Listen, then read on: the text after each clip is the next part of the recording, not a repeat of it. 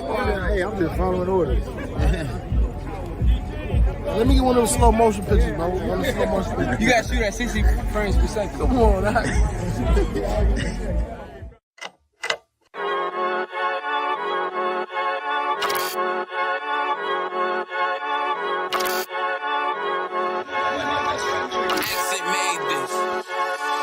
They say they wanna hear that raw shit. These niggas claiming that they bullshit. These niggas better move and coach shit. Cause if they make the wrong move, it post shit. You see me, they like, ooh, keep on stopping. I'm on my way up and they ain't gon' stop it. They say they wanna hear that raw shit. Coming up, I'm about to bullshit. They see me, they like, ooh, keep on stopping. I'm on my body, real niggas right beside me. Damn right, I brought my army, going up like a rocket, and can't nobody stop me. These niggas garbage, so watch your mouth, boy. Coming all black, slithering house, call me mouth, boy. I'm off the hip like a cowboy. I'm a king, you should bow, boy. Shorty like, damn, man, you cut up. Nothing I can handle. 144 in the booth, going Rambo. Niggas do you dirty like a stick in a bando. That's why I play the corner like a bum with a banjo. I'ma lead by example. Ooh, keep on stopping, got this bitch off the hand, got the juice, got the drip, about to hit the bitch with the salt. It ain't rap, it's assault. Can't taste a bitch unless you with the coke. They say they wanna hear that raw shit. These niggas claiming that they bullshit. These niggas better move and coach shit. Cause if they make the wrong move, it coach shit. One West, one West, one West, one West, one West. Coming up on my I do it how a veteran be. You better than me. I'm Reggie at the edge of the key. It's all money, no honey. Think you settling? See, you locked up, fucked up, and it's back to the streets. It's One West. You can check the residency. I reside with soldiers died on the soles of their feet. Cause it's death before designer. Ain't no coward in me. Cause I'm cold as a bitch's shoulder. You ain't calling a week. Get the cooking on this beat. Hope you like it well done. Got them killers rolling with me and they all red rum, red rum, red rum. Got you fucking scared some. Get the banging on this beat till my fucking head numb. Black Glock, red drum, black and yellow Air Ones. Homie, you ain't got a vest. I suggest you wear one. Told these niggas we was going up. They was doing a lot of talking. Now these niggas ain't saying shit. Feeling like a legend in this shit, lil nigga, I'm past veteran. Never feeling third, lil nigga, I'm past second. Guns, I gotta have them all like Ash Ketchum. Shotty break a nigga ribs up like his wife left him. We all stepping, kill you with kindness cause I'm dead nice. That 5'7" put you 6 feet, not talking height. That judge giving out 5, but you doing life. These hands are rude GPS, a mean right. That's mean right, we build different, you know the vibes. And we something authentic, we notarized. I keep a 144 because I know a cod. Noah's Ark, you know I'm with animals when we flowing by. We back again, no cap, when I'm with Cap again. Yeah, they say they want smoke until we matching them. Everything righteous, so you know when we get back at them, you get hit up with a K, but no acronym. They say they wanna hear that raw shit. These niggas claiming that they bullshit. These niggas better move and coach shit. Cause if they make the wrong move, it coach shit. See me, they like, ooh, keep on stopping. I'm on my way up and they ain't gon' stop it. They say they wanna hear that raw shit. Coming up, I'm about to bullshit.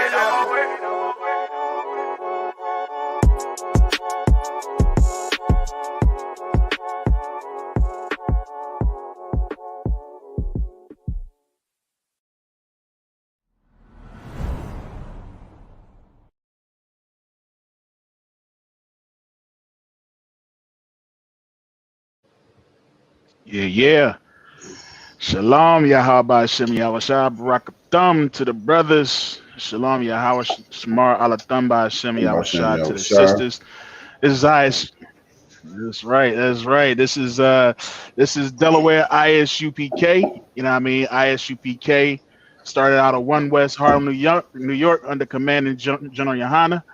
And as usual, we teach our people, the blacks, Hispanics, and Native Americans, you know, who the true children of Israel is. You know what I'm saying? So I'm Officer Azal War. I'm Officer Tasha Young. I'm Officer Matazi Yala. Tazial in the building. Yes, indeed. So we want to get into it as usual. What's up? Do we have a delay? Yeah, it sound like we got a little layover or delay or something. I hear something. Somebody got the show up. That's Dashi, yo. All right, that's right. All right, go ahead. Is that better? There we go. Yeah. Salakia. Or no, we too out. We too out.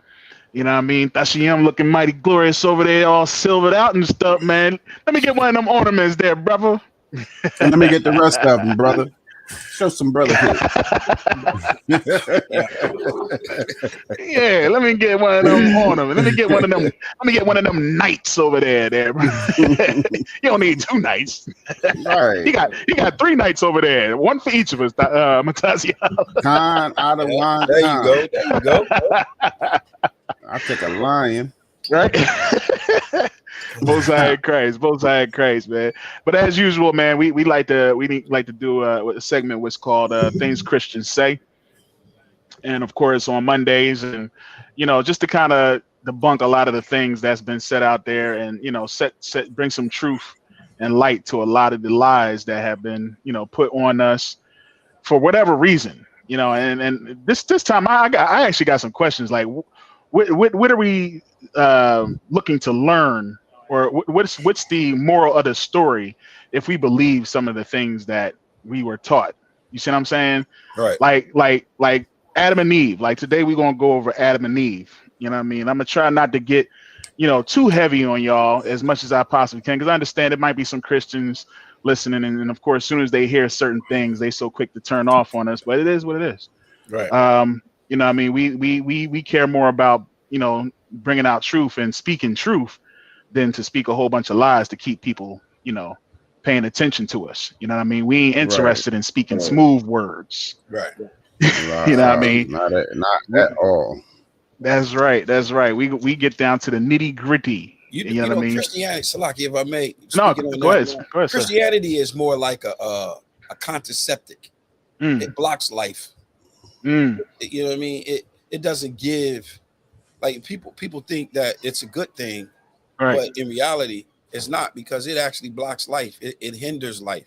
People believe that the way that Christianity teaches is the right way, and I think this is an excellent point to bring out when we get to Eve, when she saw the tree and saw that it was good to eat, right? And pleasant and all those things. I think then we can bring something like that out so that our people can understand. If I may, Salaki, if I may, I would like to just bring out this. All right, understand when we read in the scriptures, we want to convey this when we're dealing with, especially Genesis, because Genesis is a book that has to be read with the understanding that there's similitudes, right?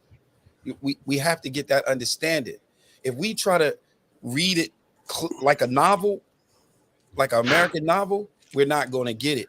Number 2, if we read it with the spirit of Esau, we're not going to get it. Remember, I wrote, my spirit wrote this. You feel me? So when I say you feel me, I'm not saying literally you feel me, but we as a people understand my ebonics when I speak. So the Bible is a Bible that was written by Negroes. So it has a Negro spirit. It has a Negro, as one would say, ebonics, but we would call it parables in the scriptures. We would call it similitudes. Those things is done with the spirit of us. So if it's done with the spirit of us, the understanding has to be plainly for us, right? Not for them. So when they see, and I'm gonna give this example if I may. I've given this example before. If I say, "Where's my bread?" Listen, from the rip, our people know exactly what I'm talking about when I say, "Where's my bread?" Boy, we ain't talking about wonders, right? We're not talking about that. But when another nation with a different spirit, when a different nation with a different spirit try to understand our scriptures and use their spirit to understand it, they're not going to interpret it right. They're not going to be able to understand it right. And in closing on this introduction on this, I was speaking to Esau on Clubhouse like 2 days ago, right? This is what I do respect about this guy. His name was Christopher. How ironic, right? His name is Christopher, but he did something that Jacobites don't do. Jacob don't do this. He don't. And when I say Jacob, I'm talking about Negroes, Blacks, Hispanics, and Native Americans. They don't say, "Oh yeah, I read the Bible with the understanding from America." He plainly told me. He said, "Listen, we don't use precepts. Dang. We use the Bible and read it just like the American culture." And he was dead serious. And that's the issue and the problem that we have. And as we go through it and navigate it, we can bring out things that Christians say about Adam and Eve. Yeah, absolutely. Because one thing, I actually had a discussion with someone, and they believe in, they was put on the gurney and cut up in their side and the rib was pulled out. You see what I'm saying? Right. They believe that, you picked up the dust and, spit into it, made it clay, and, made a claymation, what was that old claymation back in the day? Gumby? Made Gumby people, you know what I'm saying? So one thing that kind of sticks out to me was the scripture where it says, and this is in Genesis chapter 2, in verse 5, and it says, "And every plant of the field before it was in the earth, and every herb of the field before it grew. For the Lord had not caused it to rain upon the earth, and there was not a man to till the ground." So before it grew, you see what I'm saying? It wasn't no wait. It wasn't waiting for it to grow. Boom, it was there. You see what I'm saying? Right. Boom, it was there. A tree, bam, right there. You know what I mean? There wasn't nothing that, a man that was tilling the ground, that was helping it to grow and things like that. It was there. You know what I'm saying? So it's like, like when you read certain things, you have to understand, like Sebastian was saying, similitude. This whole story is allegory. I got that precept lock it for me. Book of I had it. Oh, here you go. Book of Hosea, chapter 12,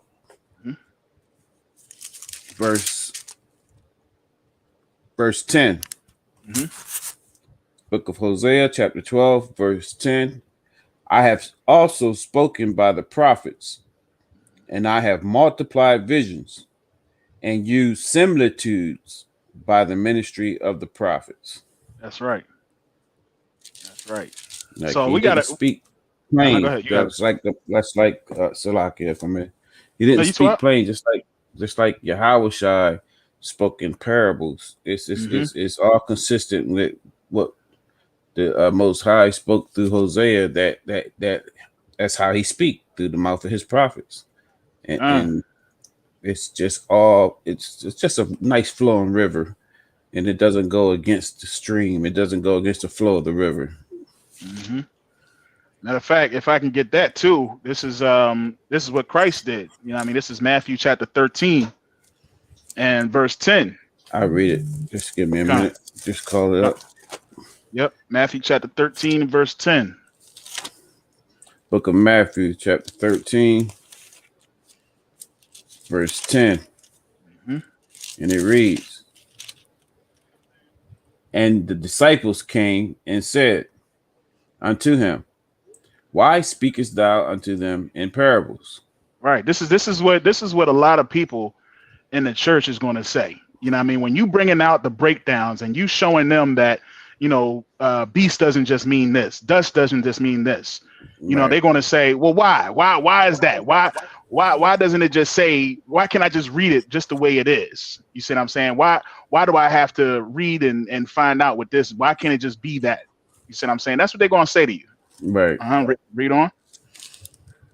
Verse 11. "He answered and said unto them, Because it is given unto you to know the mysteries of the kingdom of heaven, but to them it is not given." They don't get the pleasure of knowing the mysteries of this book because they wouldn't use it right.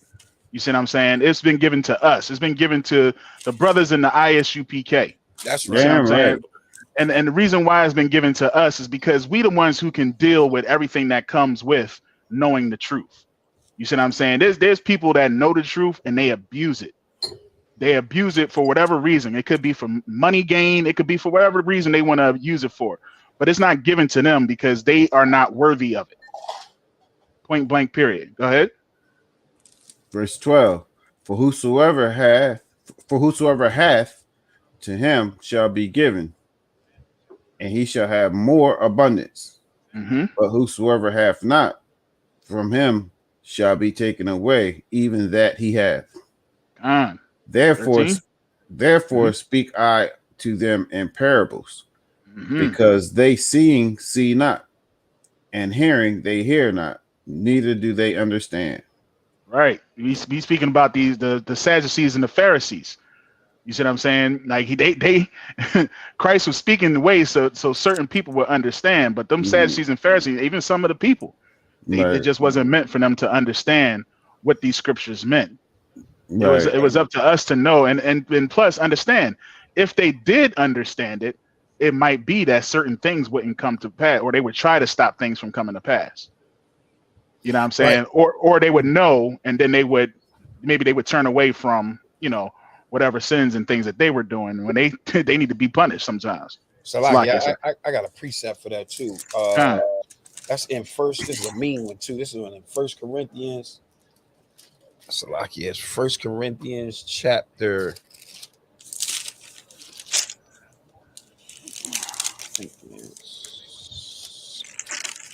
You can start at verse 6.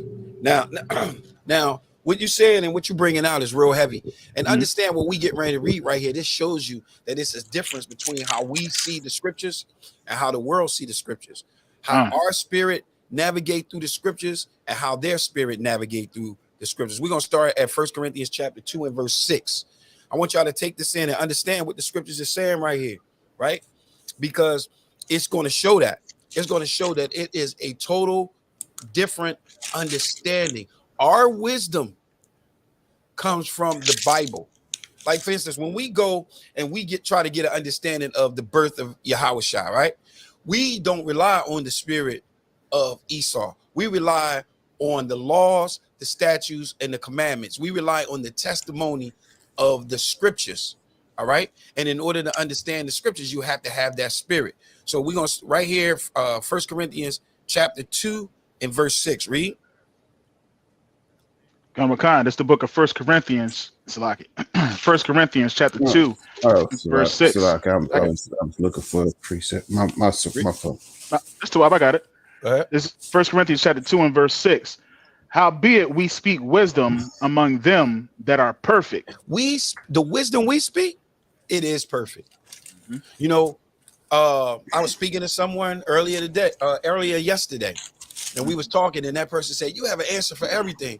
I don't have an answer for everything, but in the School of Universal Practical Knowledge, we are trained to understand these scriptures because we are the priests and the prophets of the planet. That's right. And what we say is, "Thus said Yahushua." Thus said Yahweh. Yahushua came to do not his will, but the will of Yahweh. So the things that we speak, it is perfect. Read. Yet not the wisdom of this world. Yet not the wisdom of this world. Not the wisdom of this world.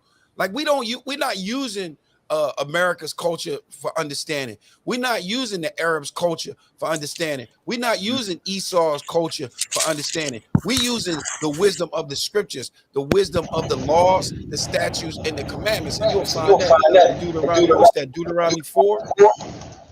Hold on, I got it back. You hear that? Yeah. So when you see in 1 Corinthians chapter 2 and verse 6, when he says, "Howbeit we speak wisdom among them that are perfect, yet not the wisdom of this world," read. Nor of the princes of this world. Nor of the rulers of this world. The rulers of this world do not navigate our understanding. Right. The rulers of this world do not navigate our understanding on marriage. Right. The rulers of this world don't give us understanding on how I should relate myself to my brother. The rulers of this world do not navigate and give me wisdom and understanding on how I should deal with my sister. Right. I get that from the wisdom which is in these scriptures, which is the laws, the statutes, and the commandments. Read.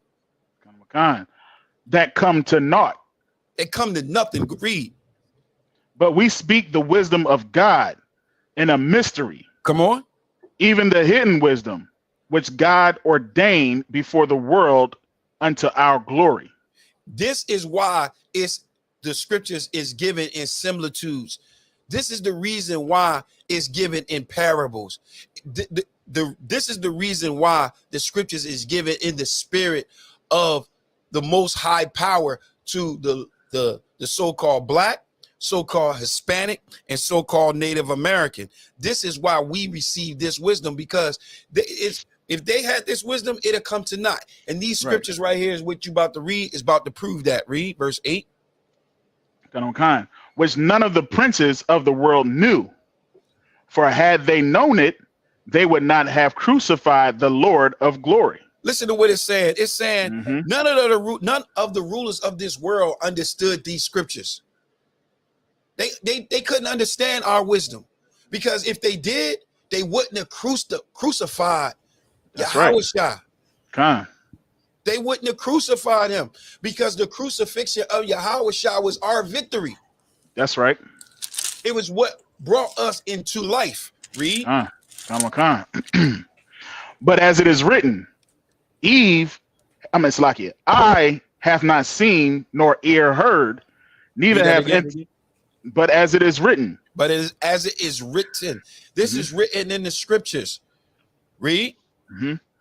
I have not seen nor ear heard, neither have entered into the heart of man the things which God hath prepared for them that love him. That do what? That love him. How do we love the Most High? This will prove what I'm saying. How do we love the Most High? Mataziala, get that for me. How do we love the Most High? Read that again, verse 9. Read it again. But as it is written, I have not seen nor ear heard, neither have entered into the heart of man the things which God hath prepared for them that love him. That what? That love him. Now let's see how you love him. Read. Mataziala. Salaki. 1 John chapter 5, verse 3. For this is the love of God. This is what? For this is the love of God. This is plain speech. Read it again. For this is the love of God. Come on. That we keep his commandments. That we do what? That we keep his commandments. Come on. And his commandments are not grievous. It's not what? His commandments are not grievous. It ain't not hard. Give me John chapter 14 and verse 21. This is just to prove that our wisdom is different. Salakia, Mataziala, get me Deuteronomy 4. Give me the wisdom, also our wisdom, and before the nations. Read. You said John 14 and what now? John chapter 14 and verse 21. It's the book of John, chapter 14 and verse 21. Come on. He that hath my commandments and keepeth them, he it is that loveth Salakia. Them, he it is that loveth me. Read it from the top. He that hath my commandments. He that had my commandments. The very thing that the Christian church teach us that we should not follow, that we should follow the law of the land. Read. And keepeth them. And do what? Keepeth them. Not put them to the side. Not destroy them. He did not come to destroy the law. It doesn't matter how you feel. It doesn't matter. What matters is the laws, the statutes, and the commandments. So he says, read it again. He that hath my commandments, come on, and keepeth them, read. He it is that loveth me. That's how you show the Most High that you love him. Right. You show the Most High that you love him because you keep his commandments, not the commandments of Esau, not the commandments of Rome. You know, come on. How dare you even begin to even think that you can compare the two laws? You can compare the Most High laws to the laws of Rome or the laws of Greece or the laws of the Arabs or the laws of whoever, wherever you at. The laws of your captivity. The law, right? The laws of your feelings. Oh, that's a heavy one right there. Read. Come on. And he that loveth me shall be loved of many. You see? Come on. Okay, come on. Salakia. And he that loveth me shall be loved of my Father, and I will love him and will manifest myself to him. He will listen. In order for you to understand Yahweh Shah, in order for him to be manifested to you, meaning in order for him to really be revealed to you, it can't be through the Roman law. Right. It can't be through American law. It can't be through any other commandments or any other law except the commandments which are written in these laws, these statutes, and these commandments that's written in these scriptures. Right. This is why he says, he that had my commandments and keepeth them, he it is that loveth me. And he that loveth me shall be loved by my Father. And I will love him and I will manifest myself to him. This is how you see the Most High. Now give me that wisdom in Deuteronomy. Come. Book of Deuteronomy, chapter 4, verse 6. Come on. Verse 5 for this context. Behold, I have taught you statutes and judgments, even as the Lord my God commanded me, that ye should do so in the land whither ye go to possess it. Verse 6. Keep therefore and do them, for this is your wisdom and your understanding in the sight of the nations. This is your wisdom and your understanding. This is our power. This is our power. Salakia. We got to get on the lesson, but it's important that we get you guys to understand, Blacks, Hispanics, and Native Americans, that this is how you have to approach the scriptures. You have to approach the scriptures and navigate through it precept upon precept based on the laws, the statutes, and the commandments. And the word precept means principle. So you have to use those principles for understanding. All right, Salakia. No, we still on page here, because again, that does fall in line with the scripture that we was bringing out in Matthew. You know what I mean? Chapter 14, and actually we can go to Hosea 12 and 10 as well. You know what I mean? To further that point as well, if I can get that too.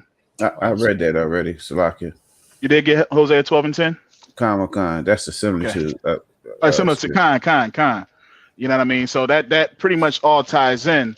Just to wrap up a little bit more, in Matthew, what was that? Matthew 13. I wanted to go down to 17. So we left off at verse 14. What are you calling? Matthew chapter 13, and pick up at 14. Actually, drop on down to 16. Come. Book of Matthew, chapter 14, chapter 13, right? 13 and 16, yeah. 13, verse 16. But blessed are your eyes, for they see, and your ears, for they hear. 17. For verily I say unto you, that many prophets and righteous men have desired to see those things which ye see, and have not seen them, and to hear those things which ye hear, and have not heard them.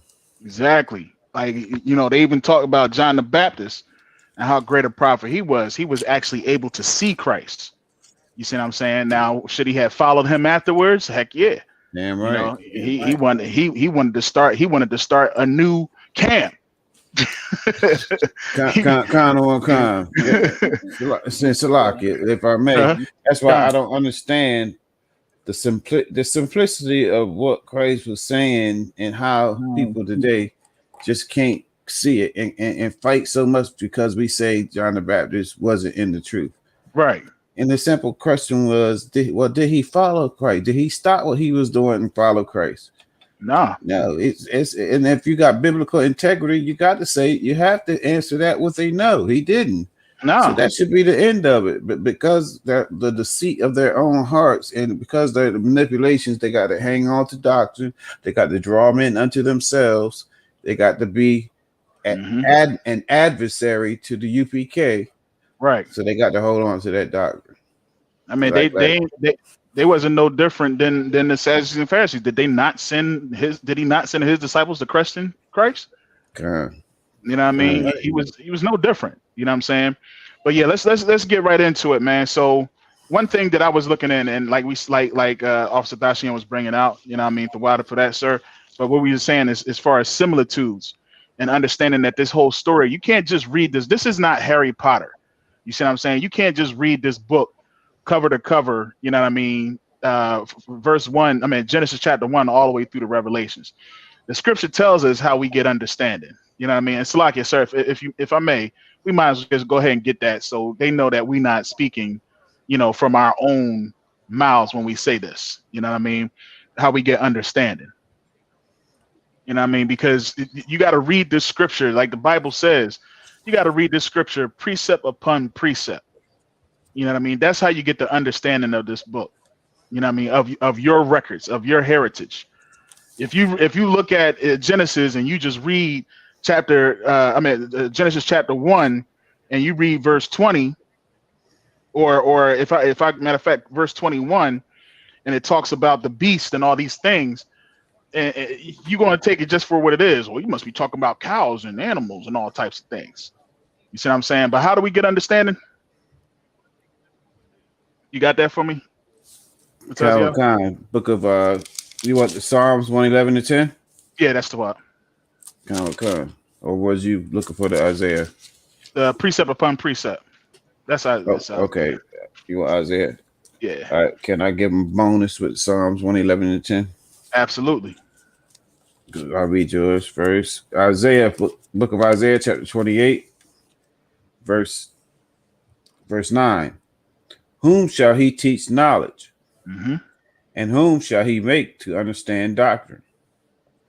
Them that are weaned from the milk and drawn from the breast. That's a baby. That's right. A baby. When you're a baby, you are weaned from the milk and drawn from the breast. You see what I'm saying? Yeah, go ahead. For precept must be upon precept. Precept upon precept, line upon line, line upon line, here a little and there a little.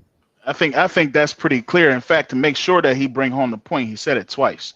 Precept upon precept, precept upon precept, line upon line, line upon line, here a little and there a little. This is one of the first scriptures that when I started coming into the truth, that really resonated with me.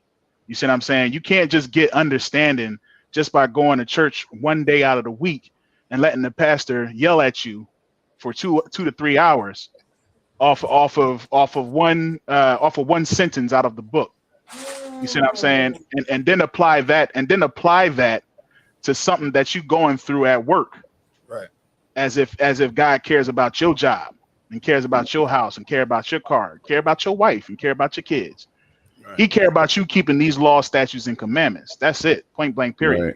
And if anything is telling you to go away from that, if anything is telling you to put your wife before this work, if anything is telling you to put your child before this work, your job before this work, your house, your car, and all that stuff before this work, it is not of this work. That's a demon. That is a daggone demon that's trying to distract you so that you can work your butt off and bring money into his house. Damn right. Right. You need to be about the Most High. The Most High says, I've called a variance. I put a sword between husband and wife. You see what I'm saying? I put a sword between father and son and mother and daughter. The enemies shall be those of your own daggone house. Salaki, if I may, speaking on the precept upon precept, right? So it's a doctrine out there that says precept upon precept. This Isaiah 28 is not actually talking about precept upon precept. This is actually downplaying precept upon precept. So I just want to bring one thing out about that verse, about this chapter that you read. Can you go up to verse 8? Can you go to verse 8? And Azar War, can you go to Habakkuk chapter 2 and verse 2? Matter of fact, let's read Habakkuk 2 and verse 2 first. All right, Khan. This is the book of Habakkuk, chapter 2 and verse 2. Now we're getting ready to prove that these scriptures is actually talking about precept upon precept when we read Isaiah 28. Because like I said, you got people out there saying that Isaiah 28 is not talking about that. So first, let's get understanding of this. Read. This is the book of Habakkuk, chapter 2 and verse 2. And the Lord answered me and said, write the vision and make it plain upon tables. Read it again. And the Lord answered me and said, write the vision and make it plain upon tables. So write the vision. So with the Most High is saying, what I show you, which is this vision, write it on the table. Read. That he may run that readeth it. That he may what? That he may run that readeth it. So this is where we get our scriptures from. This is where we was getting our scriptures from the table. The Most High will show it to the prophet, and the prophet will write it on the table, or the prophet will have his scribe write it on the table. Now let's go back to Isaiah 28 and verse 8. Book of Isaiah chapter 28 verse 8. For all tables are full of vomit and filthiness. Boom. So that there is no place clean. So this is speaking about our understanding on reading the scriptures. And then he says in verse 9, whom shall he teach knowledge? Whom shall he teach knowledge? Read. And whom shall he make to understand doctrine? Come on. Them that are weaned from the milk and drawn from the breast. Come on. For precept must be upon precept. This is showing you principle must be upon principle. Well, what is that principle? We read in the book of Hebrews that principle is the laws that Moses was given. Read. Precept upon precept, line upon line, line upon line, here a little and there a little. Boom. That's what it's talking about. It's showing you what it's talking about. So when people say that precept upon precept is not what the scriptures is talking about, it's because, once again, they're reading it with the wrong spirit. They're reading it with the wrong similitude. They're reading it with the spirit of Esau. All right. They're reading it from the spirit of the captivity that we're in. The captivity that we're in, we were born in this captivity and we were shaped in this captivity. And we have to be born again to come out of this captivity. All right. So like, if I may, going back to what Officer Isaiah Ward was talking about with the understanding, how to get obtain understanding. And then Psalms 111:10 says, the fear of the Lord is the beginning of wisdom. A good understanding have all they that do his commandments. His praise endureth forever. Can't be a hearer of the word. You got to be a doer of the word also. Gotta be a doer. Gotta be a doer. Period. Man.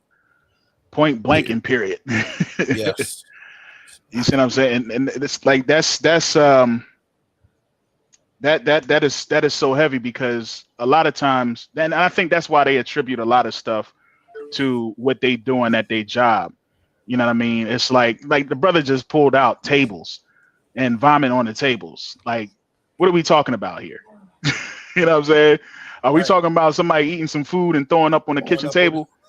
Like, come on, like, what is you gonna say? Like, it's so many things, man. Like, you know, when you read the Bible, you have to know that either it's an anomaly here, or I just don't have an understanding.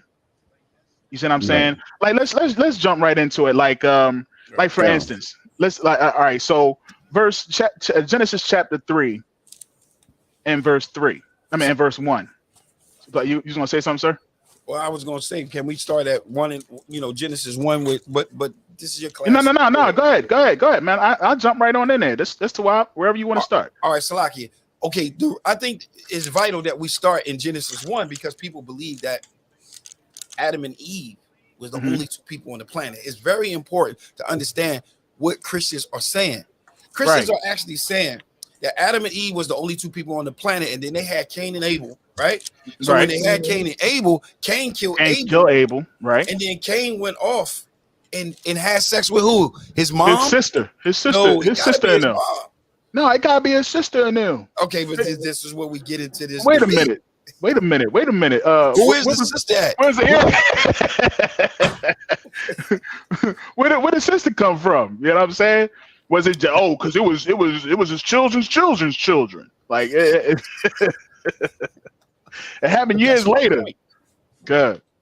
But that's my point. It's so like, if I may, sir, it's a couple points. All right, and I'm sure we definitely going to touch on all of them. That's a point. You know what I mean? As far as, you know, it was more than just Adam and Eve.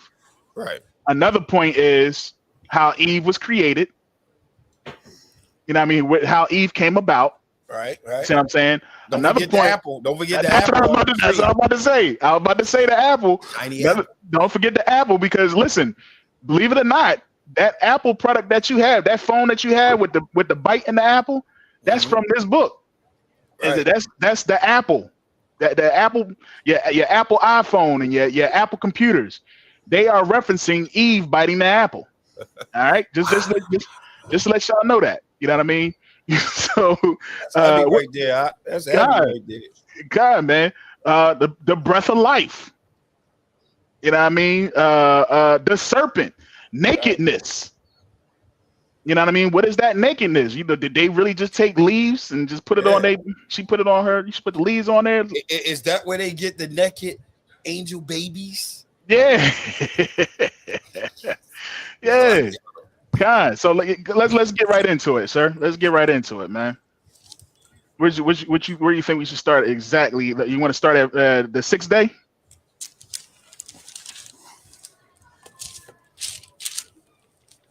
I think the 6th day says all matters of beasts. Yeah. So if I can get Genesis chapter 1 and verse 24.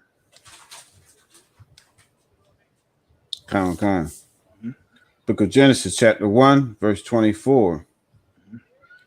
And Slocky. I'm at 2. Book of Genesis chapter 1 verse 24. And God said, let the earth bring forth the living creature after his kind, cattle and creeping thing, and beasts of the earth, and beast of the earth after and beast of the earth after his kind. And it was so. 25. And God made the beasts of the earth after his kind. Say that one more time. And God made the beasts of the earth after his kind, and cattle after their kind, and everything that creepeth upon the earth after his kind. And God saw that it was good.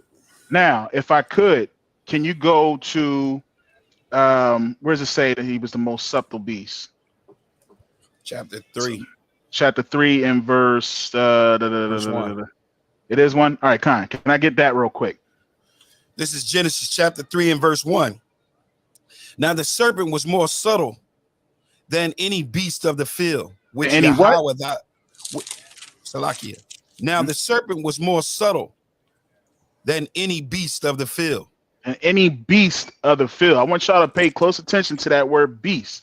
Because when we looking at this Bible, understand is what? Similitudes. It's allegory. It's not exactly what you're reading at. See, here is something that is something you ain't never seen before, right? Let's hear a little bit more about this beast. Go ahead.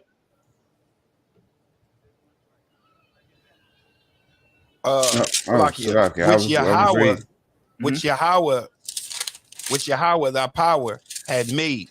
And he said unto the woman, ye had the Most High power said, ye shall not eat from every tree of the garden. Verse 2. You want me to keep reading? Verse 2. And the woman said unto the serpent, we may eat of the fruit of the trees of the garden, but of the fruit of the tree which is in the midst of the garden, the Most High power had said, ye shall not eat of it, neither shall ye touch it, lest ye die. Right. And what that serpent say? Ye shall not eat of it, neither Salakia. The serpent, okay, Verse Salakia, 4. verse 4. And the serpent said unto the woman, ye shall not surely die. So first we read in Genesis chapter 1 and verse 24 how he made all beasts of the field, right? After his kind, right? And then we read here in chapter 3 and verse 1 how the serpent was the most subtle beast of all that God had created, right? Not only was this beast so subtle, but this subtle beast was able to convince Eve to turn against the instructions of the Most High God. Right. You see what I'm saying? So now, is this a snake? Right? Well, no, right? This is just a beast. This is an animal with legs, right? Because then if we go further down, sir, if I may, what was the punishment that was given unto that beast? Salakia, verse. We gotta go over 14. the verse 14. Salakia. Yeah. Okay, Salakia. Yeah, 14. All right, and you want me to read that? Khan. All right, before we move forward, can we bring out something on the fruit of the tree? Or you want to? No, Salakia. Let's come back to the fruit. Mm-hmm. No, let's. If you want to move forward, we can. But I want. All right, verse Genesis chapter 3 and verse 14. And Yahweh thy power said unto the serpent, because thou hast done this, thou art cursed above all cattle and above every beast of the field. Mm-hmm. Upon thy belly shall thou go. Say that again. Upon thy belly shall thou go. Right. And thus shall thou eat all the days of thy life. And give me that 15. Verse 15. And I will put enmity between thee and the woman, and between thy seed and her seed. And it shall bruise thy head, and thou shall bruise thy heel. Now listen here. All right. What I remember being taught in the Christian church, and correct me if I'm wrong, that before snakes had legs. All right.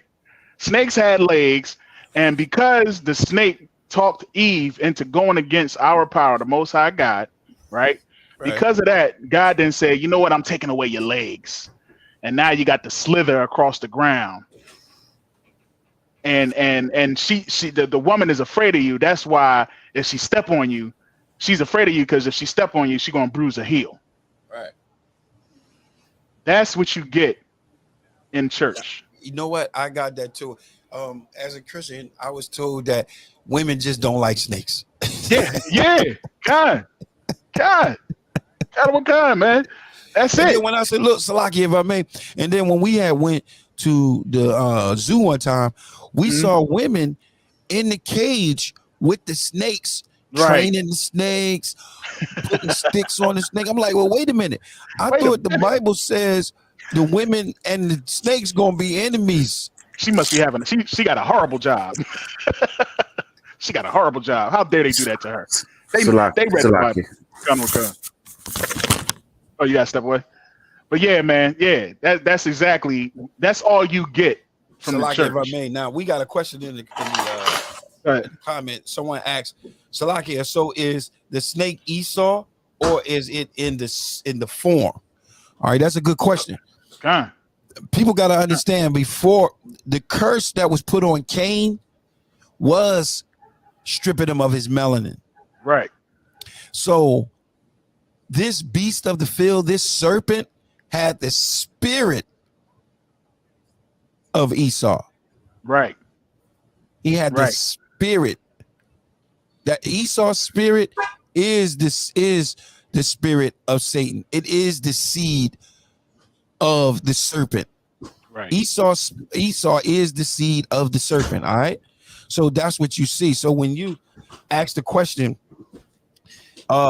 is Esau the serpent? It's the spirit.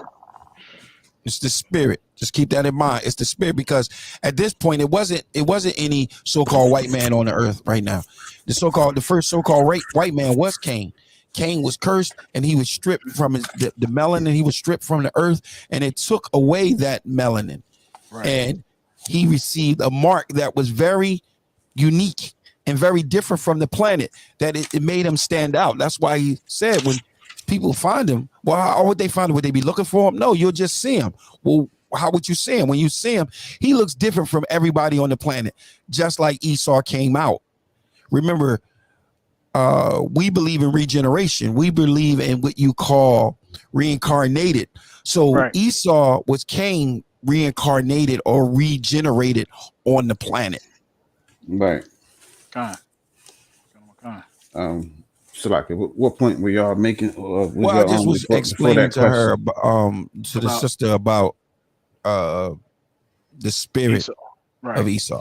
All right. What I do want to bring out is now can we go back and start to backtrack the things that we read? Because, all right, the first thing I want to backtrack and go back to Genesis 1, and then we'll go to the woman. What was the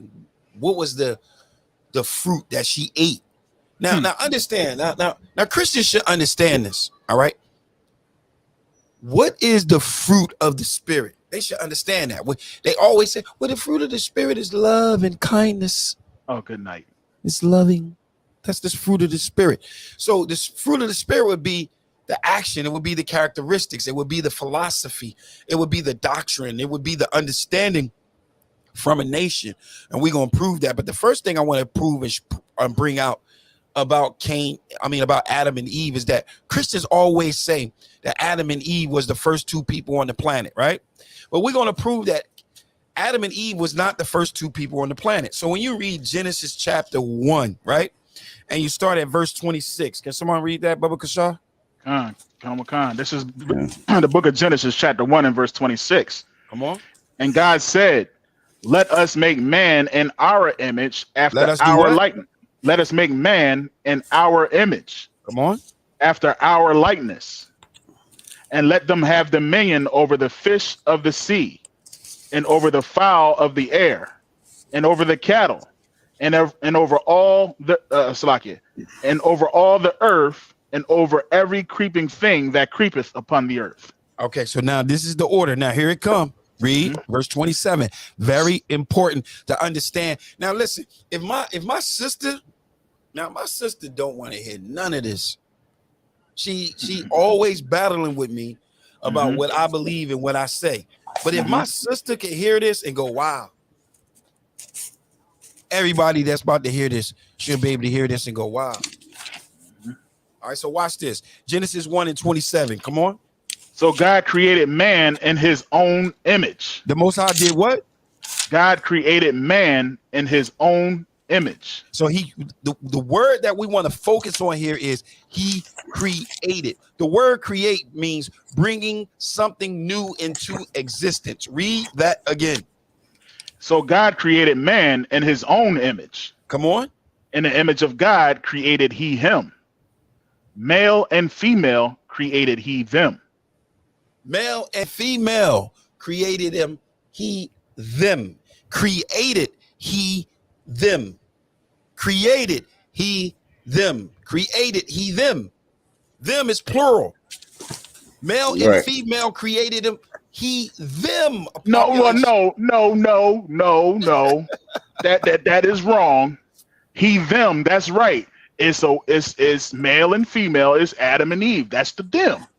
That's the them, Dasha Yum. Yeah, that's what they were doing. And so also, if I may add, when you do like just a simple blue letter Bible, when you go back to the original words that were used, that word in Genesis 1:26, where it says God created man, that same word man right there is the same word Adam. It's H120, and that's the same word that is used in a few more places, well, a lot more places dealing with Adam. It's saying intertwined with Adam, meaning mankind. That's the definition, mankind. And a lot of people don't go back and do that and apply the right context to that word So therefore, they thinking singular when they should be thinking plural. Right. And that's the big problem right there, because I'm going to show you. Now, remember, this is Genesis 1:1. What day is this? What day is this, Azar War? This is day what? 6. Day This is 6, day 6, right? Hanamakan. So on day 6, he did these things, right? Mm-hmm. This is why you should understand that you have to understand the Bible precept upon precept. You must understand the Bible using these similitudes, because look, if you go to Genesis chapter 2 and verse 1, read. It's the book of Genesis chapter 2. Oh, you got it? Book of Genesis chapter 2 verse 1. Thus the heavens and the earth were finished. They were what? Were finished. No, they was halfway done. We're finished. They were 3/4 of done. We're finished. We almost gonna get there. And we're finished. Come on. And all the host of them. They were finished. Everything was done. And all and then when it says the heavy part of it, he says, and all the host of them. It was done. It was done. It was finished. This is why you can't read the Bible like an American novel. That's why you can't approach the Bible and read the scriptures like this is an American novel. Like America put it together, and America's understanding and their wisdom and their knowledge rule over the understanding of the scriptures. That's bull. Yeah, man. Yeah, this and you know, that's one of the things that I had came into issues with when dealing with people that want to just take it, and when it really comes down to it, okay, if that's the case, then what's the story? Right. What's the purpose of God only creating Adam and Eve? Right. You see what I'm saying? And then everything is then built off of Adam and Eve. Well, you know, God, he can do all things. He can remember the Immaculate Conception. He could do anything. He can make man out of dirt. So you don't, they don't even like the dust. And you know, I can't fault our people, man, because the fact of the matter is I was the same way. Right. You see what I'm saying? If I may, Salakia. But what you just said, I just don't want to leave that. That was so heavy. Like you can't go in the scriptures and change what it's saying. If what the scriptures is saying, that's what it has to manifest. So when it says everything is a seed after its own kind, that is a law. Good night. Everything has to be a seed of its own kind. You can't come and say, oh, this is the seed of something else of a different kind. So this is a law that you have to use as you navigate. This is a precept that you would have to use as you navigate through the scriptures. You have to understand, when you see anything and it's talking about a seed, it has to be a seed of its own kind. You can't just jump out there and come out with your own thing. You can't just say, you know what? See, this is a different seed. This is something else. No, you have to use that precept. So I just wanted to just touch on that real quick, so the people can definitely need to add on to that. Salakia for interrupting. But I definitely need to add on to what you're saying there. Now, I have the Strong's exhaustive concordance. I don't know if you could see it.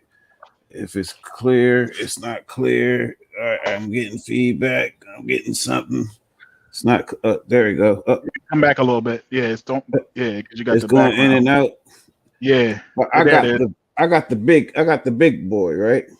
It's got the words broken down, and that word host is H6635, and in this book. That's why they doing everything digital, so they can put everything the way they want to put it and explain everything they want to explain it.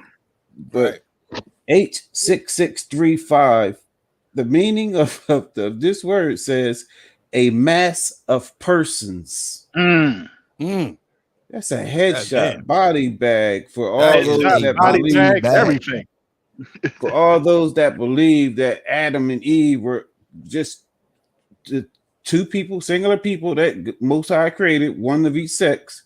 That's a lie. That has been debunked on the 6th day. This is, and I'm glad Officer Thashian pointed that out, that this is before, because the very next verse it says, and on the 7th day. So this is the 6th day, that word for host and the host of and all the hosts of them, that word host is 86635. If you got the strong, exhaustive concordance, the book, the big boy, you will see that it says a mass of persons. A mass.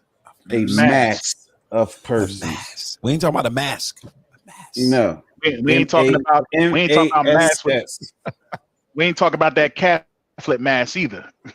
Right. Mass. No, we talking about people in abundance. Right. So that's right. That's right. very, very important. When you're going from Genesis 1, understand on day 6, he was finished. Mm-hmm. He was done. So when we get to Genesis chapter 2 and verse 1, it's very important to understand that when it was translated, they decided to put it in chapters. They put it in chapters so that we can better navigate and find things, right?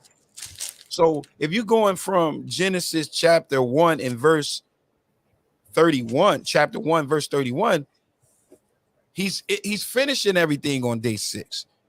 So then when you get to Genesis chapter 2 and verse 1, it says, thus the heavens and the earth were finished,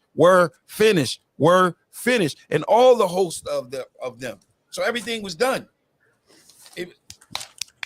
Remember, we're saying in Genesis chapter 1 and verse 25 and 26, he had created the population.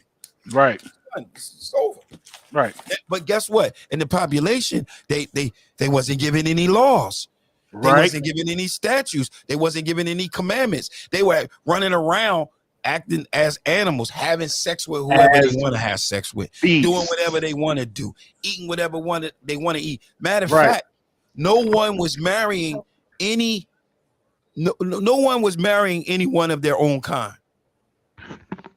Nobody was marrying. What I mean by their own kind, meaning Negroes was not dealing with Negroes, as you would say. A Negro was dealing with some Arab or Moabite or Amorite, so anything else, Canaanite, anything else except their own people. And we're gonna bring that out because Adam was the first one to lay with his own kind. He was the only one to lay with. He was the first one to lay with someone from his own stock. Right. All right. So we want to make sure that we bring that out, but I want to make sure that we stay focused on Genesis chapter 1 and Genesis chapter 2. In Genesis chapter 1, we see the word create means to bring into existence. It's it's creating, making something from nothing. This is something new, right? And in Genesis chapter 2, he comes and he says everything was finished, right? 2 and 2. Read. You got something to bring up, Salaki? Calm. I feel I must read the definition for H120, which is man or Adam or mankind. I must read all of these definitions because it may give clarity to a lot of people that are the listeners. All right, this is H120 out of the Strong's Exhaustive Concordance, the book, the hardback. It says, i.e., a human being, an individual, or the species mankind. It says another. It says hypocrite. It says common sort. It says low man, mean of low degree person. That's why I said I must read this. You know what I mean? Because that's why the Most High took from out of that mankind, out of that mass of people, mass of persons, from a low state, Adam, which will be in the Strong's Exhaustive Concordance a different number, which is H121. The mankind is H120, and the Adam that the Most High dealt with is H121. Very important. Very, very, very, very, very important. But they won't give you that differentiation if you're doing it by your quote unquote smartphones. That's why they say that if you want to hide something from a nigga, you put it in a book. But now we got the books. We got the books and we're reading it with understanding. Right, right. Through the spirit and power of the Most High. Right. Salakia, if I may, just to continue, just to bring this out, and Officer Zawa, I'm gonna go ahead and digress on this one point. I just want to bring this out. In Genesis 1:1, it says he create. In Genesis 2:9, Salakia, 2 and is it 9? No, it's 2 and 7. It says, and the Lord God formed man of the dust of the ground. So now he's taking Adam and he's forming him. Adam was already created. He came from the population. When he says created him, he them. Then he took him from that population, brought him up from a low state. That's why it says he raised him from the dust of the ground. He brought him from a low state. Then he gave him those laws, those statutes, and those commandments. And if I can, I just want to bring out a precept on that. All right. I want to bring up the Valley of the Dry Bones and get an understanding of that. So when it says in Genesis 1:26, it says create. In Genesis 2:26, after he was finished on the Sabbath day, he formed man. And he formed man by breathing into him the breath of life, which is his laws, his statutes, and his commandments. And once you receive the Most High laws, statutes, and commandments, you allow that doctrine to form you. So who got that Valley of Dry Bones? And if someone can get Romans 6:17. Let me get 6:17 first. Romans 6:17 first. Let me get that first. All right, this is the book of Romans, chapter 6 and verse 17. Come on. But God be thanked that ye were the servants of sin, but ye have obeyed from the heart that form of doctrine which was delivered you.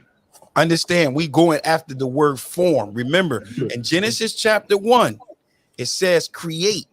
We're saying create means to bring something new into existence.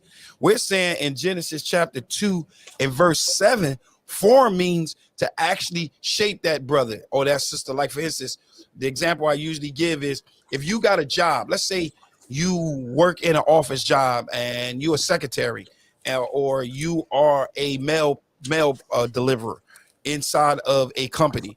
Someone that's new come in, you have to train them.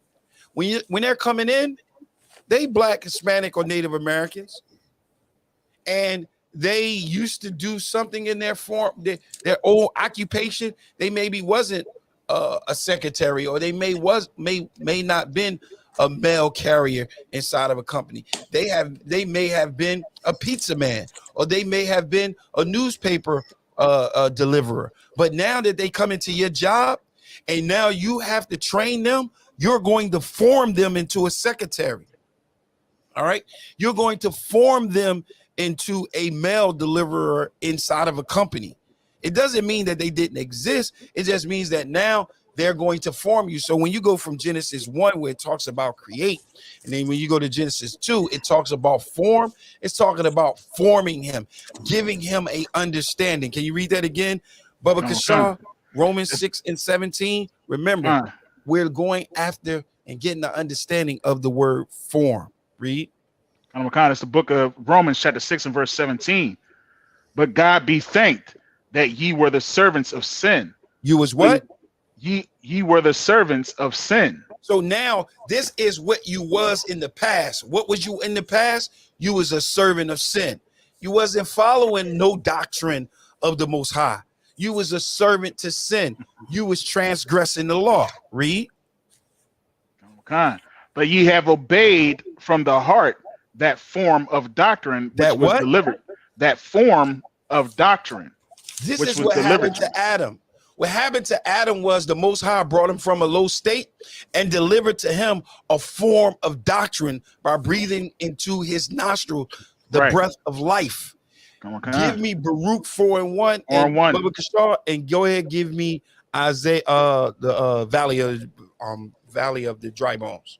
God, you was right there. I was just about to go there too. This is the book of Baruch, chapter 4 and verse 1. Come on. This is the book of the commandments of God.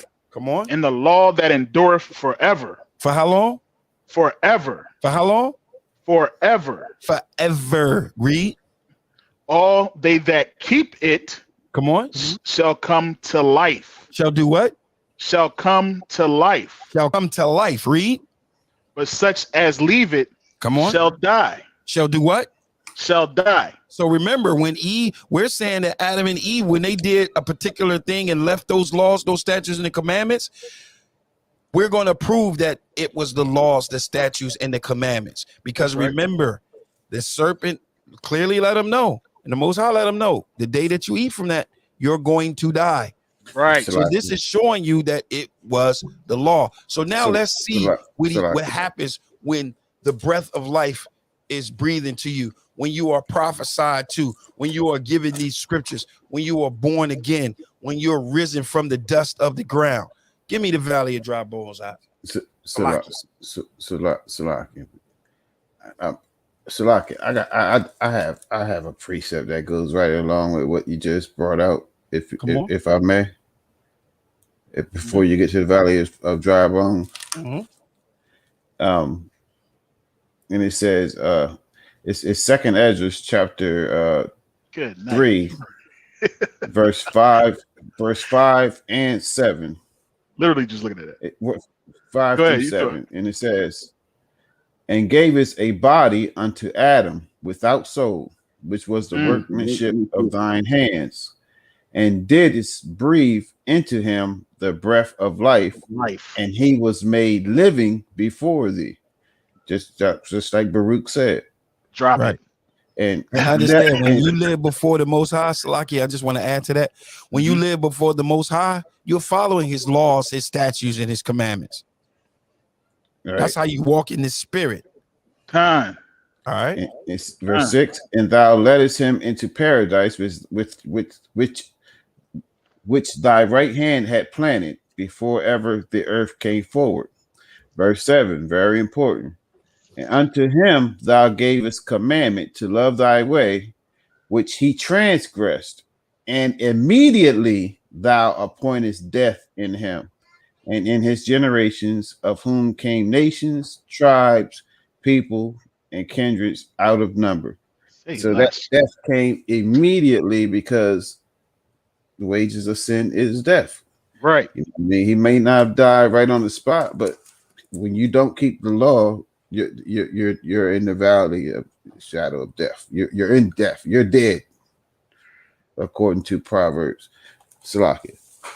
All right, valley shot of dry bones. Starting at the beginning, verse 1, or where you want me to start? And Salaki, officers, I know we ain't hardly getting to your list. No, man. No, it's a while, man. We is hitting on every. And the funny thing is, you actually pulling the exact precept that I was looking at. Right when I was looking at it, you pulled it. You know what I mean? So now we right on page. We too wild. Most high and Christ. Where we at? I need to know which where you want me to start before Valley of Dry Bones. You can start start at verse 1. Come on. This is a book of Ezekiel, chapter 37, verse 1. Come on. The hand of the Lord was upon me, and carried me out in the spirit of the Lord, and set me down in the midst of the valley, which was full of bones. Come on. And caused me to pass by them round about. And behold, there were very many in the open valley, and lo, they were very dry. And he said unto me, Son of man, can these bones live? Can they live? Can these bones live? Those bones represented blacks, Hispanics, and Native American people. Read. And I answered, O Lord God. Ozawa. All right, go ahead. And I answered, O Lord God, thou knowest. Again he said unto me, prophesy unto these bones, and say unto them, O ye dry bones, hear the word of the Lord. Thus saith the Lord God unto these bones, behold, I will cause breath to enter into you, and ye shall live. Like we have just been bringing out what that breath of life is. You see what I'm saying? That breath of life gives you life. That breath of life is these laws, statutes, and commandments. It is our wisdom. It is our understanding. You see what I'm saying? That wisdom and understanding gives us the power to fight against all things. You see what I'm saying? If I could, let me get Wisdom of Solomon, chapter 7. They reading my mind there. Yeah, I told you, man. Like we ain't skipped the beat. Like everything that y'all brought out is literally what I had here written down. So we all in sync, and that's how you know what I mean, we in line with the truth that we get from the ISUPK. You know what I'm saying? Under command and General Yohana. Like we when we study these things, there's only one understanding that you're gonna have with this book. There's only one. You see what I'm saying? It's not multiple understandings. It's not Pentecostal, Kojic, Baptist, Catholic. You know, it ain't like that. It's one understanding. It's one way, one West. Damn right, you know one spirit. One spirit. And once everybody understands that, you can't sit here and get mad at us because we say we the home of the truth. Well, that's because there's only one way, and that's the truth. And if you're not with the truth, then these other groups actually say we don't say that. We don't go around saying we're the home of the truth. Well, that's on y'all, because it's only one way, and it's only one right way. You know what I mean? So Wisdom of Solomon, chapter 7. And where do you want to start? You want to start at 22? Yeah, kind of. Yeah. Book of Wisdom of Solomon, chapter 7, verse 22. Mm-hmm. For wisdom, which is the worker of all things, taught me. For in her is an understanding spirit, holy, one only. One? Say that again. Holy, one only. 2. 1 only. 5. 1 only. Sister camps. 1 only.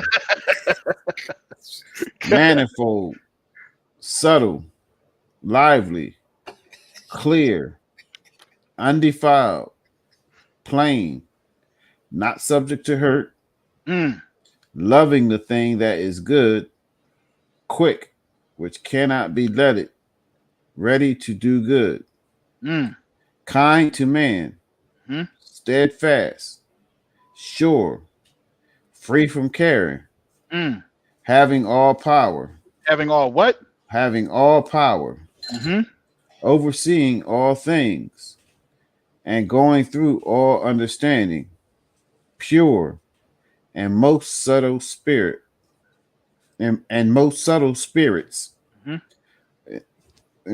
Just the audience, make sure the audience is paying attention.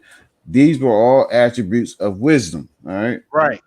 For wisdom is more moving than any motion. She passeth and goeth through all things by reason of her pureness. Right. For she is the breath of the power of God. What is wisdom? For she is the breath of the power of God. This is what was given to Adam.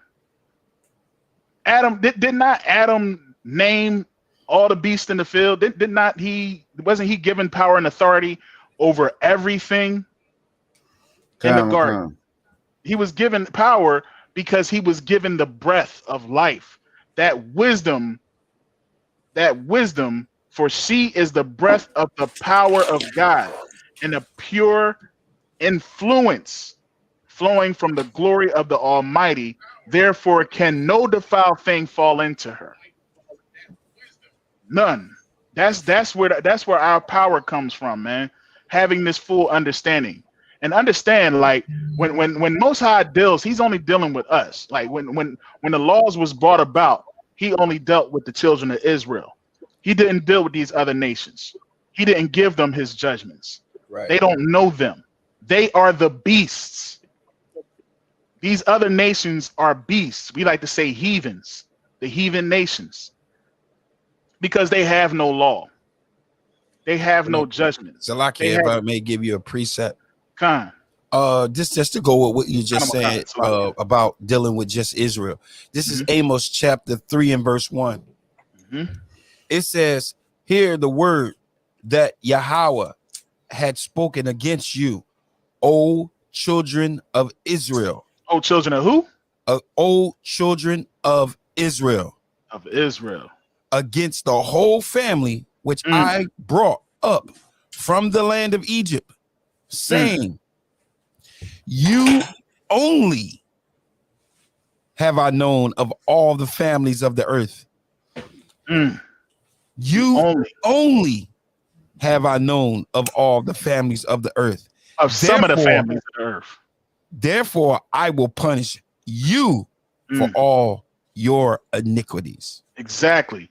Yeah, like he didn't say like he chose you to be above some. You know what I mean? No, you could be above the Africans and the Chinese, but the Esau and them, nah, they gonna be above you. No, he said all the families of the earth. He only dealt with us. He chosen us to be above all nations, man. All nations. You see what I'm saying? You can read that again in Deuteronomy. What's that? 4? Actually, we read that earlier. Right. You know what I'm saying? We read that earlier. You gotta understand, man, like this is how God always dealt with it. Ain't nothing new under the sun. He still deals with us like that to this day. It's just that because of the conditions and the oppression that we are under, a lot of our people don't see it.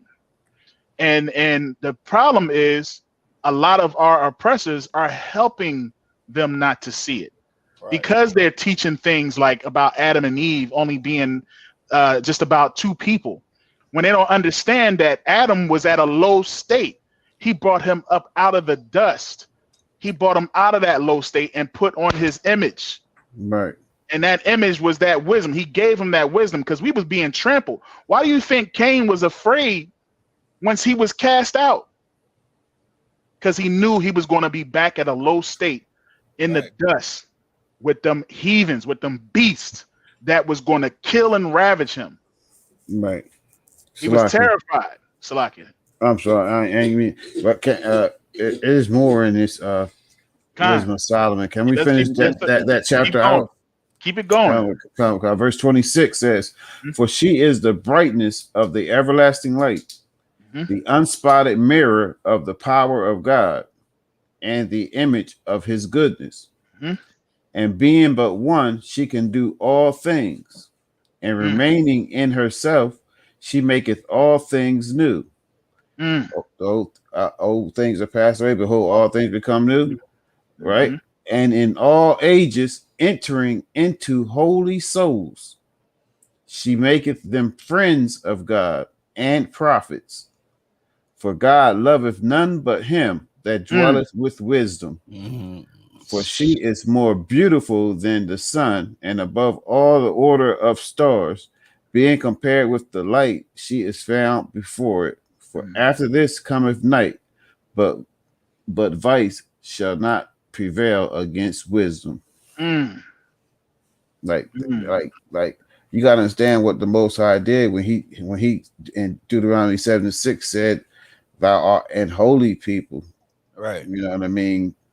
This is the wisdom that we have in, like Astasian brought out in Deuteronomy chapter 4, verse 6 earlier, about that wisdom being our understanding and in the sight of the nations. Right. Like this wisdom is a vital importance. Without it, you can't walk with the Most High without having it. Right. Because it says she maketh them friends of God and prophets. Right. You know what I mean? Here in ICPK, there's a lot of wisdom in this school. But brothers and sisters aren't taking advantage of the wisdom because they're afraid to seek counsel. They're afraid to ask questions. Right. They're afraid to humble themselves under quote unquote man. But God, the Most High ain't coming down from his throne just to teach you. Right. You got to learn it from somebody. Like it's ignorance to say that that we worship man and all this and that. When has the Most High ever came down and did anything on his own? Give me a time, and where's it at in Scripture? Book, chapter, verse. Right. Because Damn right. It's just not there. It's just not there. Hey yo, and if y'all Salaki, if I may, if you watching the broadcast, give us a like on the you know what I mean, it'll only take a second. Yeah. Just take we got 11 folks in here. Give us let me get my math right. We need 6 more people up in here to go ahead and hit that, smush that like button one time. Oh, now one person want to drop off. See? Give us a like. They say, them niggas asking for too much. Asking for like, man. You gonna tell me to keep the law and give you a like? Whoa, you asking for way too much. Way too much. You going too far now. All right. Let's get back to the script. All right, 5 is enough likes. We got enough likes. Humble thyself. Oh, they hot now. Humble thyself. Actually, we just got a like. We got a like. Okay. We got Most High Christ for that one. Oh, you are man. the MVP. We like to have fun on our Monday night. It's like Officer Zai once said. We have something special here, and we have to keep it up. But it don't work without you all. Absolutely. Without you all in the chats, you know what I mean. Y'all encourage us. Absolutely. Yeah, we definitely probably gonna have to do a part 2 to this. You know what I mean? Because it's come on, man. You know it's too much stuff. It's so much in this breakdown. You know what I mean? Christians love to say, like Christians don't really understand when you say that Adam and Eve was the first 2 people. You have to say that Cain's having sex with his mother. Right. You have to. I mean, or either that, or you have to add to the story. You see what I'm saying? And you know what the scripture says about adding to, right? Right. You know what I'm saying? You don't want to add anything to this book. And that's what I found, like when I have discussions with Christians and things like that, the first thing they'll say is, oh, well, you know, that's because it was years later, you know, after Adam and Eve had all their kids, then Cain. You know what I mean? No, it doesn't say that. Well, I used to teach this a lot. Yeah, I used to say that. I used to say Adam had daughters. Keep your cover. Don't blow your cover. well, I used to say that Adam had daughters, and Cain slept with his daughter. I mean, with his sister. Real freak stuff. Real freak. And Salakia, if I may, Salakia too. I had to correct myself. In the Blue Letter Bible, it's that word host in Genesis chapter chapter 1, the last verse in chapter 1. That word host is in the Blue Letter Bible. It's under the Strong's definition. It says a mass of persons. Like you can't get around that mass of persons. Someone has to do something. You got to do some explaining here. Like if you're holding on to that Adam and Eve was the only people on the face of the planet, and the planet was multiplied and by Adam and Eve only. You have to explain why that definition is there, like right. And if you want to say Salaki, if I may, if you want to say that Adam and Eve was the only 2 here, then what's the purpose behind that? What's the purpose behind 2 people creating multiple nations? What's the reason? Like I could tell you that the reason why it had to be a multiple nations. And God rose them above all to be above all nations is the same reason that Israel was raised up above all nations. You see what I'm saying? So it's telling you that it's because of his wisdom that he was brought above the beast of the field. You know what I'm saying? And that's how you then get to understand what that serpent was about. When you like, otherwise you're thinking that this is something that you've never seen before, that the snake was something totally different. Right. And that's it. It was just a new animal that was created out of this whole story is just about Eve eating a piece of fruit. And now they know that now they can die. Now we can die. That's it. Before this, we just didn't know about that we was going to live forever. No, the purpose of what Eve did was now she was the first to commit sin. Right. Now we know what sin is. You see what I'm saying? That's kind of what. If we may, before we close out, I want to bring out some things on about what she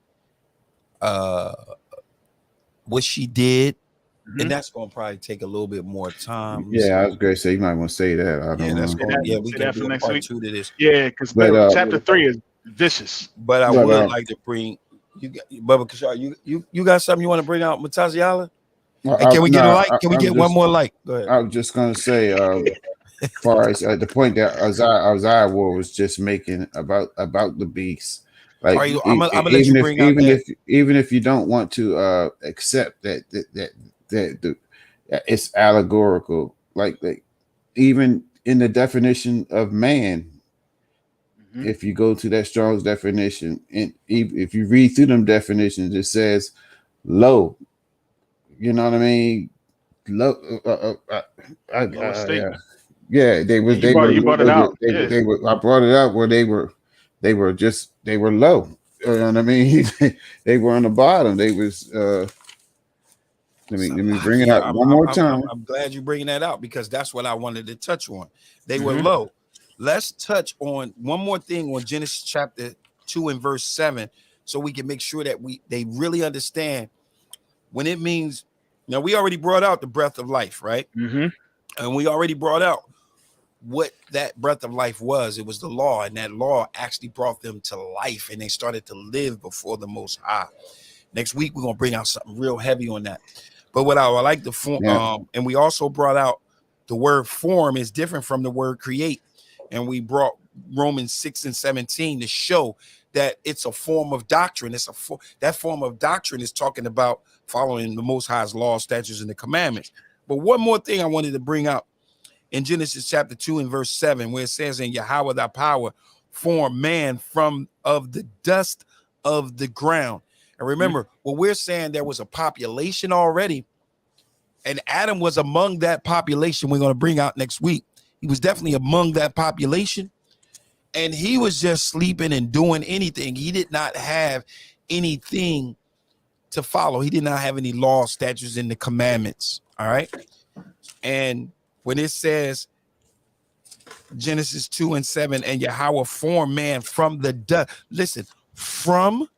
So now he's bringing him from the dust of the ground. So we have to bring a precept out to give us understanding on what being brought from the dust of the ground means. So you can give me Isaiah 47. Salakia, that's good. I was going to give another one, but that's Tawab. Isaiah chapter 47. Read. Now we're going to show you that why we are saying this is not talking about a creation in that fashion. This is talking about a form of creation where he's being formed. He was already created, and now he's being formed, and he's given a particular doctrine, which is the Most High's law, statutes, and the commandments, and he received life like those dry bones, and this is where he came from. So we're going to give a precept of our understanding of dust of the ground. Read. This is the book of Isaiah, chapter 47 and verse 1. Come on. Come down. Come what? Come down. Come down. Come down. Read. And sit in the dust. And sit in the what? In the dust. In the what? In the dust. Come on. O virgin daughter of Babylon. Come on. Sit on the ground. There is no throne. O daughters of Chaldeans, for thou shalt no more be called tender and delicate. Come on. Take the millstones and grind meal. And do what? And grind meal. Come on. Uncover thy locks. Make bare the leg. Uncover the thigh. Read. Pass over the rivers. Thy nakedness shall be uncovered. Yea, thy shame shall be seen. And we're going to bring out that. That's another one. Give me verse 52. We're going to touch back on this because our time is a little short. But I want to touch on verse chapter 52. Come on. Okay. This is the book of Isaiah, chapter 52. You want me to start at 2? Start at verse 1. All right. Awake, awake. Do what? Awake. Awake. Put on. Awake. Go ahead. Put on thy strength, O Zion. Come on. Put on thy beautiful garments, O Jerusalem, the holy city. For henceforth there shall no more come into thee the uncircumcised and the unclean. Verse 2 is very vital. This is going to drive home our point. Remember, in verse 1, he says, awake, awake, and put on thy strength, O Zion. Verse 2, he's going to show you why we are saying that Adam was being brought from a low state. Verse 2, read. Shake thyself from the dust. Arise and sit down, O Jerusalem. It's not talking about physical. It's talking about a state. Status. Read verse 2 again. Shake thyself from the dust. Do what? Shake thyself from the dust. That means awake, awake, and put on thy strength, O Zion. Read. Arise and sit down, O Jerusalem. Now arise, get up. Being brought from a low state. Jerusalem was being brought from a low state. This is why he says, shake thyself from the ground. Verse 1. Awake, awake. You're coming from that sinful way, that sinful lifestyle. All right. Verse 2. Read it again from the top. Shake thyself from the dust. Come on. Arise and sit down, O Jerusalem. Loose thyself from the bands of thy neck, O captive daughter of Zion. Read. For thus saith the Lord. So this is what thus said. This is what Yahweh has to say about what he's saying when he says, awake, awake, put on thy strength, O Zion, shake thyself from the dust of the ground. Read verse 3. For thus saith the Lord, ye have sold yourselves for naught. Come on. Nothing. And ye shall be redeemed without money. You're going, how are we redeemed? By Yahweh Shah Mashiach. Right. That's how we are redeemed. We are redeemed without money. We are redeemed by our King. Verse 4. For thus saith the Lord God, my people went down aforetime into Egypt to sojourn there, and the Assyrian oppressed them without cause. All right, so we know about the captivity of Egypt. We know about the bondage of Egypt and the captivity of Assyria.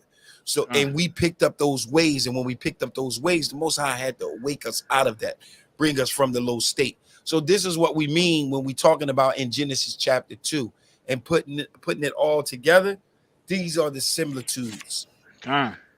These are on how we are taught in the School of Universal Practical Knowledge under Commanding General Yohana, how to teach, how to understand these scriptures, not understanding these scriptures from the perspective and the linguistics of the United States of our captivity. Right. All right. Go ahead. You got it. So yeah, we definitely, for the sake of time, man, because if we touch on anything else, I mean, we definitely went over the dust, we went over the beast, we went over the breath of life. You know what I mean? To understand that, you know, there were, not only was it just Adam and Eve, it was many nations that was created. You see what I'm saying? All manners of people were created on that 6th day, and then God, of course, put His image on Adam. And of course, Adam then became above all nations. He became above all. He came out of the dust. He came out of that low state and was given wisdom to rule over all manner of things. You know what I'm saying? So we definitely going to get into, you know, next week, we're going to talk about Eve, how she came about. You know what I mean? Where she came from, understanding, you know, bone of my bone, flesh of my flesh.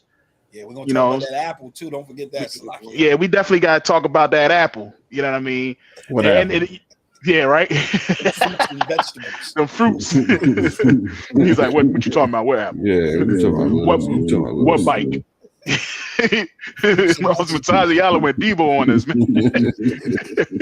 And I definitely want to bring that out because I definitely wanted to touch on that this week, but we'll touch on it next week. Absolutely, man. Because that conversation that Eve had with the serpent is definitely gonna is something that we definitely want to touch on how our women today are. You see what I'm saying? And what she did to that man who had knowledge and wisdom. Just oh man, Adam was the smartest thing in the garden, man. You know what I mean? And what she calls him to turn and how that applies to us today, us men that's in this truth. You know what I mean? As men that's keeping this and holding our sword and battling against the world, and how sometimes your rib might cause you to drop that sword. Oh yeah, and they be wanting you to drop it too. I want you to drop it because their feelings and how they view the scriptures is more important. Yeah. So, like that thing is heavy. Yeah, you become hated. Yeah. You definitely fulfill these scriptures. You definitely fulfill these scriptures because you definitely gonna become hated. I know I ain't dropping mines. What about you, Tasha Young? Come on, you know better. What about you, Matazi Allah? Shoot, man, I know. Hey, we got 12 people in the chat. You think we can get 12 likes? Huh? We said, you think we can get 12 likes? Like, I don't want to hear those type of things. Right. Yeah. Just sorry, if I may, just to add on to that, like just speaking directly to the women, if I may, at this moment, dare to be rare, because there's a lot of stuff, a lot of influence, evil influences, a lot of things that's going to pull you away from being what the Most High desired for you to be. Be shaped by the Most High. And the only way to be shaped by the Most High is to learn at the feet of His prophets, or at the feet of your husband, if you are married, if you have a husband, and at the feet of these teachers, these captains, these officers, these generals in the ISUPK, because they didn't ask this question for nothing in Proverbs 31, where it says, "Who can find a virtuous woman? For her price is far above rubies." That question wasn't asked in vain. You got to understand that. No, they think it was just asked. They think it was just thrown in there. Yeah, everybody wants to claim to be that person, but you have to dare to be rare. You got to be someone that does everything opposite of what the rest of this world is doing. That people that are if I may, you can't be ashamed of these laws, statutes, and the commandments. You can't be ashamed because you following the Most High God's law. This is why Paul said, "I am not ashamed of this gospel." Me, I'm not ashamed of this gospel. So it's so heavy what you're bringing out, because the scriptures is not saying who can find a virtue. Who can? Can you? Right. Is it possible? And you also have to understand also too that we are building a nation. We are coming back to our culture. Don't be an outsider. I mean, you're trying to come back to your culture, and you bringing baggage with you.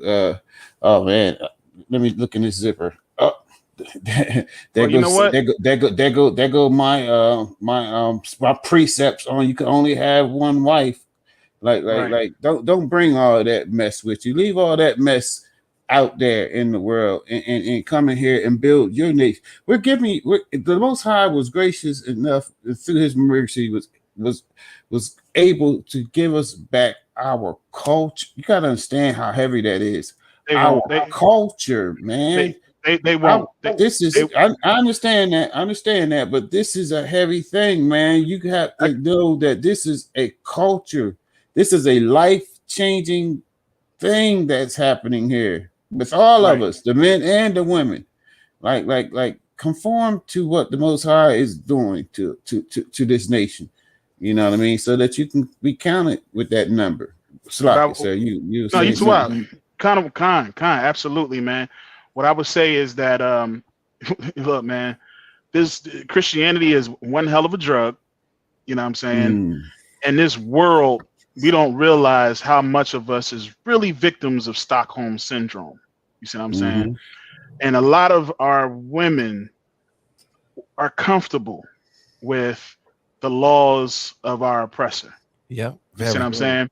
And because our law supersedes that law and nothing is against what we saying, and we're telling you that it's better for us to have like multiple wives, for instance. You see what I'm saying?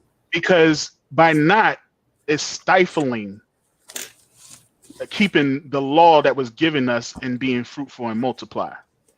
Now, of course, the women, they'll come in and say, well, you know, it's because of your lust and you only blah, blah, blah. Let me tell you something, bro. When you understand what that scripture he just read, who can find? See what I'm saying? Her price is more than rubies. You got to understand, man. If it is of lust, that'll be to that brother's fault, because he'll mess around and he'll be lying with a lion or a dragon. All right. If you want to jump out there and just because you can have multiple, now it's like, oh, I just want to lay with it. Go ahead if you want to. Ain't no law against it. Do what you want, but understand, brother, what you taking on, and make sure that she is right. Right. That's it. That's what it comes down to. We both got responsibilities in this. The man has a responsibility and the woman has a responsibility. Like it says in Ecclesiastes 26, man, that the righteous woman is given in portion to the man that fears the Most High. Do your portion, man. Fear the Most High. Keep the law, statutes, and commandments.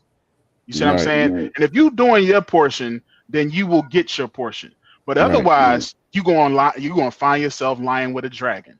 So be careful. It's like if I cut you off, and another thing on that Proverbs 31:1 before we get out of here, like if you have a husband, if you have a head right now, honor your head, do what you're supposed to do, and keep your house, because this scripture says, "Who can find?" You don't want us to go start searching, so do your job. You know what I mean? Make sure that man is happy. Or else he might send us. He might go out on a little search party. You know what I mean? So he could try to find that virtuous woman, because you just ain't cutting. You just ain't making the cut. So do your best. Do your due diligence to honor your husband, obey your husband, and most importantly, you know what I mean, obey the most. Like, I want a woman that's gonna obey the Most High and love the Most High more than she loved me, because then I know she's on the right track and she's gonna do what she's supposed to do. That is so folks, if I may, that is so heavy. What did we just do? Good night. Salaki, I had to get that out. I was thinking about point like a bug, because I was thinking about that earlier though. Like I want a woman that's got a zeal for the Most High that's so high, because I know she's gonna honor me. You know what I mean? You know it. I definitely love the Most High more than I love my rib. Right. Yeah, I mean, my kid, my all my things, and I can lose it all. You know what I'm saying? And that's understand this. Don't you become a distraction. Don't you become a distraction, because didn't Most High take away what was it, Ezekiel? Yeah. You know what I mean? Don't be that. Don't be no distraction. Get yourself in line, ladies. If I may, I bring that out quite often too, because I try to keep that balance. Even when, I try to tell people, even when you're not being aware of that, I try to get them aware of exactly that. The Most High took out Ezekiel's rib because he was putting her first, and a lot of ribs out here prefer for you to put them first over the laws, statutes, and the commandments. That's why I want to do a class on above the law. Christians thinking that they are above the law, like just like a cop. I like that. Just like they just think I'm above this thing. My relationship with the Most High is personal. And actually, our relationship is, I'm serious. They be like, yo, my relationship with the Most High is so personal, it ain't in the scriptures.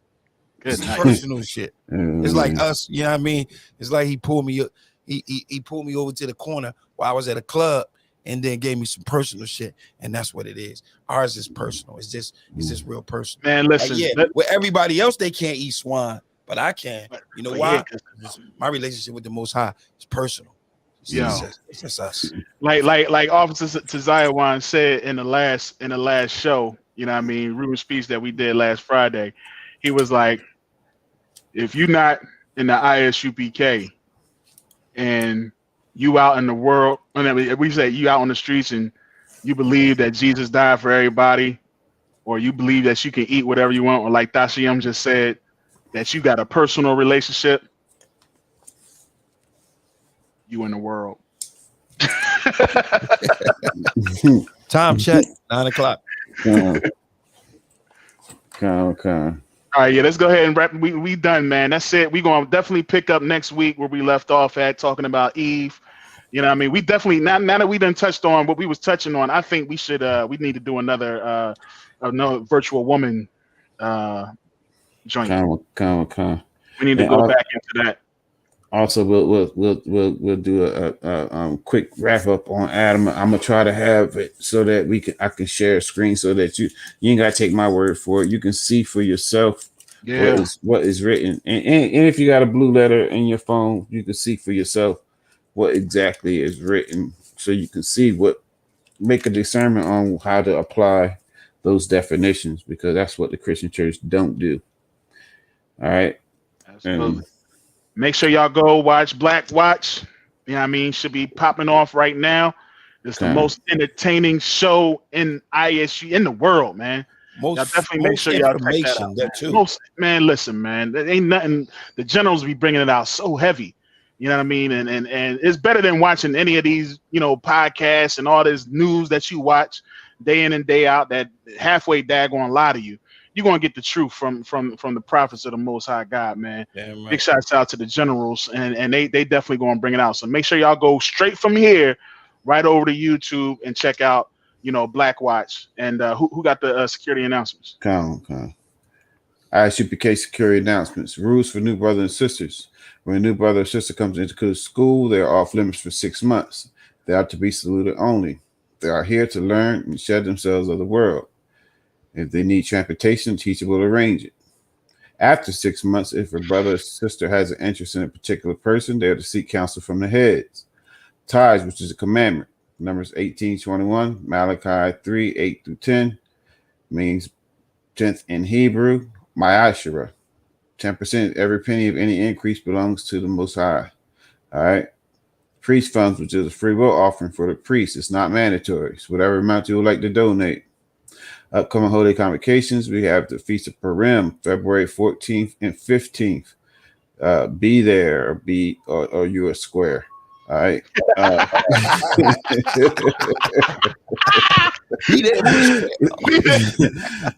Be there, or you are a square. That's hilarious.